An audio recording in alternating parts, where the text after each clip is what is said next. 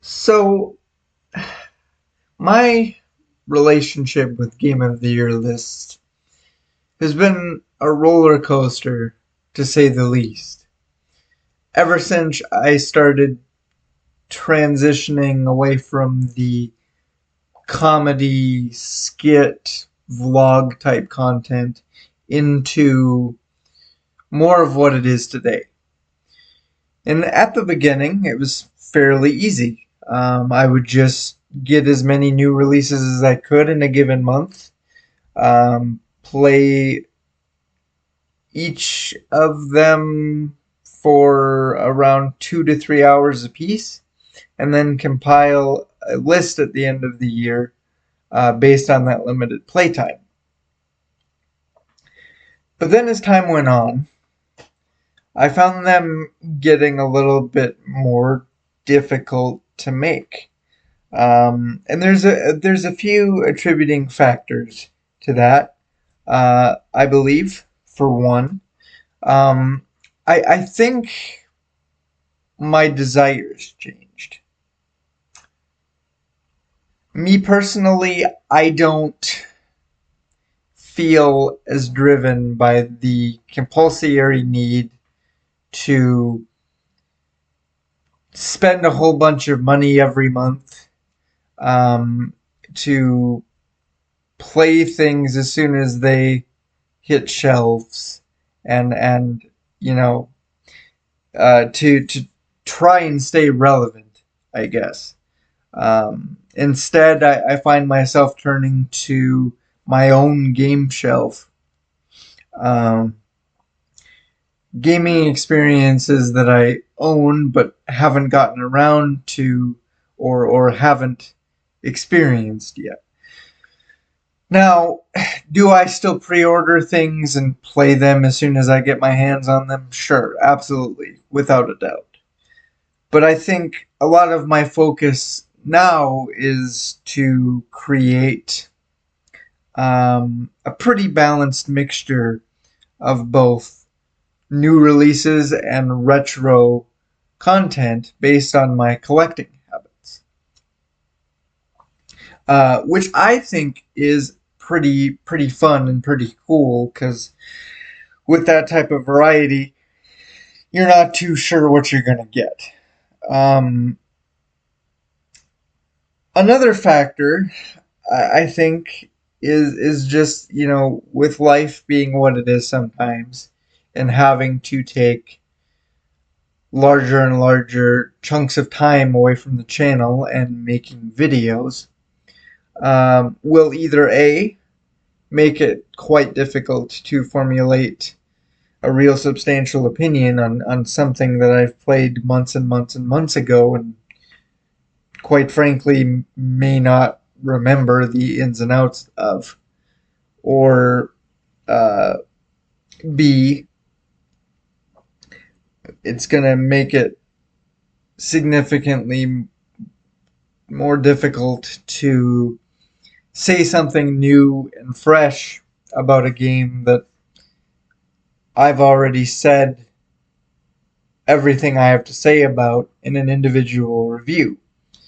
And I think these things tend to come together, smush together, to produce a lot of frustration and annoyance. Things that are very apparent when you look at my last on screen list, which was 2019, if I'm not mistaken.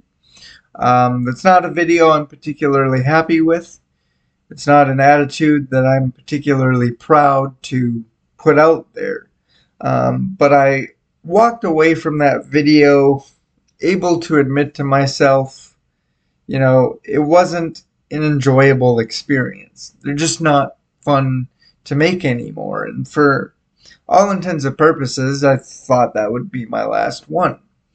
Um, but I got a little bit of fresh air breathed into it once I started experimenting a little bit with shorts. At least that way I could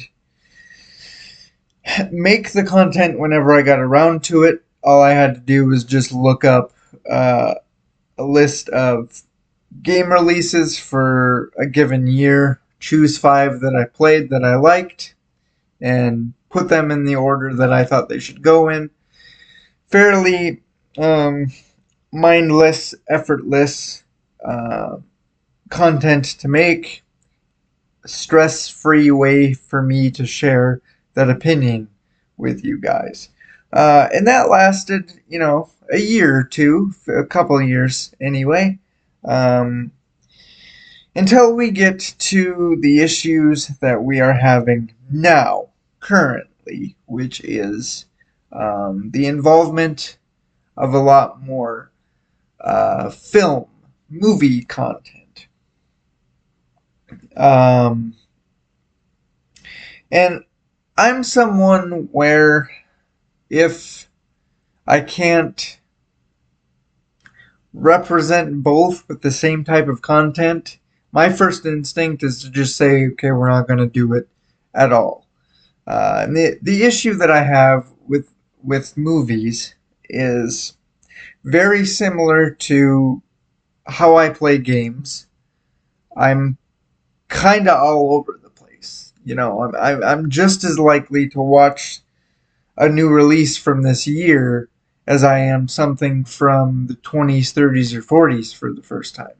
There's movies that are coming out this year that I may not, you know, get around to for, 2 or 3 years down the road.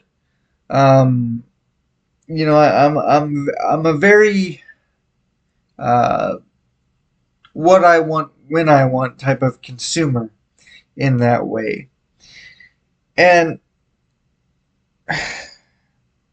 I've been sitting here kind of wondering, would that work to make lists spanning any era as long as I've watched it or played it for the first time?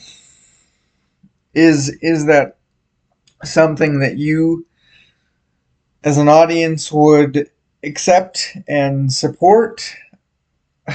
I don't know. I'm open to this being temporary. Of course, if I can bring these back in a way that makes sense to me, that's enjoyable for me to make, I will 100% do so. It's just that right now, at this moment, I don't feel like they're 100% necessary. Because anything that I could or would say about a given thing would come out in an individual review. And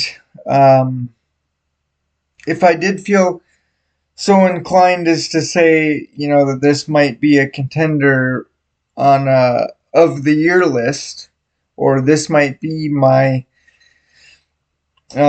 movie or game of the year, I will find a way to plainly communicate that to you.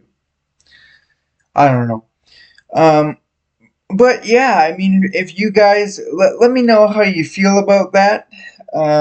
If you have any suggestions or anything like that, I would love to have a conversation about it and figure out how to bring lists back and have them be equally represented across both video games and movies. But until next time, guys, thanks for watching, and we will see you in the next video.